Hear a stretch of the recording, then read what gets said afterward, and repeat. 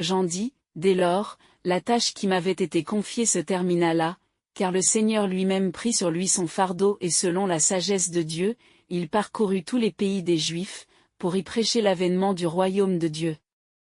Bientôt tous ces pays parlaient de lui, d'autant plus que sa parole était justifiée par les miracles qu'il faisait partout où il prêchait. Le pauvre s'attachait à lui avec des démonstrations si publiques, que pour toujours entendre ce qu'il disait, il le suivait partout en tout lieu, et on se proposait de proclamer hautement roi des Juifs, le Seigneur Jésus-Christ parce que tout le monde publiait ses louanges. Dans ces circonstances, ceux qui dominaient le peuple par leur imposture, eurent peur et ils tinrent conseil pour le faire disparaître en l'assassinant. Mais les plus prudents d'entre eux redoutaient le peuple. Néanmoins le Seigneur Jésus-Christ instruit de leur plan, se retira quelque temps dans le désert non pas pour échapper au danger qui le menaçait, mais pour empêcher le mal qui devait arriver à ceux qui lui voulaient du bien. La disparition du Seigneur a eu pour effet d'irriter le peuple, qui pensait que les pharisiens l'avaient fait arrêter.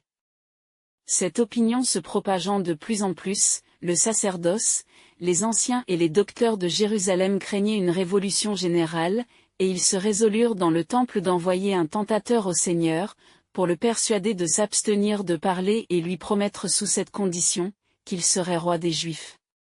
Et enfin pour lui demander des miracles comme preuve qu'il était véritablement ce qu'il disait être, s'il refusait de se soumettre à ce qu'on exigeait de lui. Le tentateur partit effectivement pour remplir son rôle, et dès qu'il trouva le Seigneur, il s'acquitta de sa mission en lui faisant envisager toutes les magnificences du royaume dont il était le représentant, en lui disant : « Je te donne toute cette puissance et la gloire qui appartient à un roi de ces États, selon le droit qui m'a été conféré d'en disposer en ta faveur, sous la condition que tu accèdes à la demande de ceux qui m'ont envoyé près de toi. » Le Seigneur Jésus-Christ lui répondit : « Je suis envoyé par mon Père céleste, pour enseigner aux hommes la vérité et la justice de Dieu, et leur apprendre qu'ils ne doivent servir que Dieu seul. » Mais reprit le tentateur, « Nous ne savons pas qui tu es.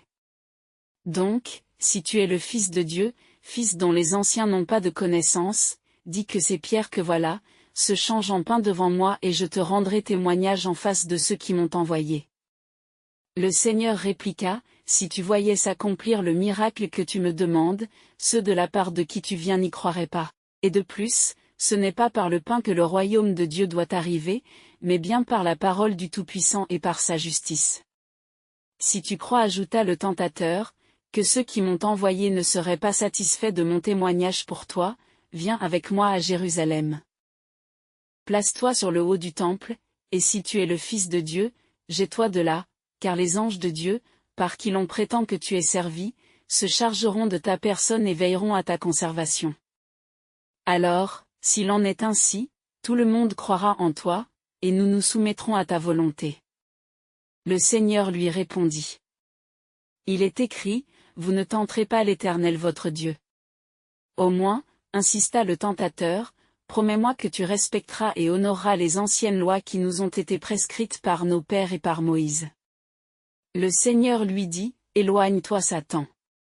Et aussitôt le tentateur le quitta. Et le Seigneur s'en retourna ensuite en Galilée, où il enseigna avec autorité les commandements de Dieu, et tout le monde publiait ses louanges.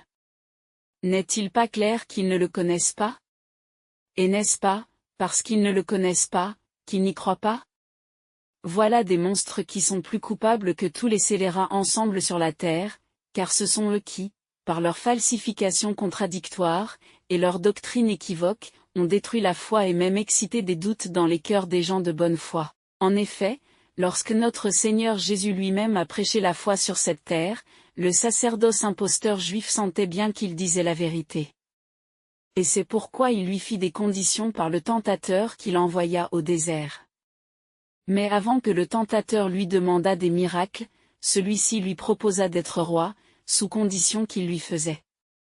Et c'est à cette occasion que Jésus-Christ lui répondit : « Je suis venu dans ce monde pour faire justice, car je suis le Fils de Dieu. » Et c'est sur ces paroles que le tentateur juif lui dit : « Si tu es le Fils de Dieu, commande que ces pierres qui sont autour de toi se changent en pain devant mes yeux, alors moi et ceux qui m'ont envoyé nous y croirons. » J'ai déjà dit ce que Jésus-Christ a répondu là-dessus, et pour bien faire comprendre qu'il était venu à cause de la doctrine de son Père céleste, il ajouta ce que Dieu, par la bouche de son serviteur Moïse a dit. Afin de te faire connaître que l'homme ne vivra pas de pain seulement, mais que l'homme vivra de tout ce qui sort de la bouche de Dieu. Voilà en vérité les paroles de Dieu, dont Jésus s'est servi. Mais les falsificateurs de la doctrine de Dieu se sont bien gardés de les rendre dans toute leur pureté, afin de faire croire que Jésus-Christ aurait parlé de lui-même comme Dieu. C'est pourquoi ils ont travesti ainsi le verset qui dit « Ce n'est pas le pain seul qui fait vivre l'homme, mais toute parole qui sort de la bouche de Dieu. » Et voilà pour quelle raison l'imposture a métamorphosé le mot tentateur, en démon. À qui Jésus-Christ, selon eux aurait répondu, il est aussi écrit, tu ne tenteras pas le Seigneur ton Dieu. Or, Jésus-Christ n'a jamais parlé de la sorte, mais il a dit aux tentateurs juifs, il est écrit dans vos lois, vous ne tenterez pas l'Éternel votre Dieu. Si donc cette loi a été donnée par Dieu lui-même par la bouche de Moïse, dont Jésus-Christ s'est servi contre le sacerdoce juif en disant, il est écrit dans vos lois. Vous ne tenterez pas l'Éternel votre Dieu. Il ne parlait donc pas au diable, mais bien à l'ambassadeur du sacerdoce juif qu'il avait envoyé. Car si Jésus-Christ avait dit au démon, vous ne tenterez pas l'Éternel votre Dieu, le démon ne serait donc plus diable, puisqu'il aurait un Dieu. De plus, Jésus-Christ n'a jamais parlé au pluriel à aucun être personnifié. Si donc il a dit, il est écrit, vous ne tenterez pas l'Éternel votre Dieu, c'était indubitablement la réponse pour ceux qui lui avaient envoyé le tentateur. Et puisque cette réponse est écrite en vérité pour les enfants de Dieu, elle n'est pas écrite pour le diable qui ne connaît pas Dieu. Mieux vaut plutôt obéir à Dieu qu'à l'homme. Mais il n'est pas question de Dieu ici, le sacerdoce romain entend parler de lui-même conformément à cette prétention des faux apôtres. Que tout ce qui ne vient pas d'eux ne peut pas venir de Dieu. Cette doctrine criminelle en vérité je vous le dis, leur a été suggérée par le démon, et c'est pourquoi Dieu va la déraciner. Il est écrit que les faux apôtres profanent même le confessionnal, pour y enseigner qu'on doit obéir plutôt à Dieu qu'aux hommes. Ce qui signifie seulement qu'on doit obéir aux ordres de Rome, et par suite de ces principes, que les peuples sont tenus de refuser l'obéissance au souverain, et de se soumettre aux exigences des impies qui se font passer pour Dieu, et saints aux yeux des hommes.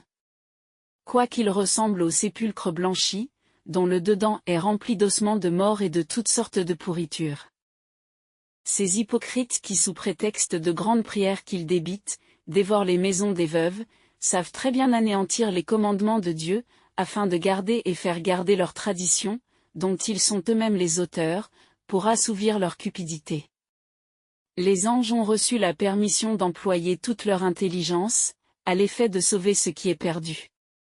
Or, ceux qui prétendent être pour l'Église de Rome, la perdront aussi sûrement, qu'il est vrai que ceux qui paraissent contre elle, sauveront l'Église du Seigneur. Néanmoins, il ne saurait être autrement, si la vérité est la base de la doctrine des gens de Rome, qui se vantent d'être l'Église. Pourquoi donc appelle-t-on Rome la mère de toutes les églises? La véritable Église du Seigneur n'a pas de fille, et elle est seule en Dieu. Et elle consiste uniquement dans les prescriptions de l'Évangile du Seigneur. Tous ceux qui s'en sont écartés ne sont pas de l'Église de Dieu, qui n'a ni mère, ni fille.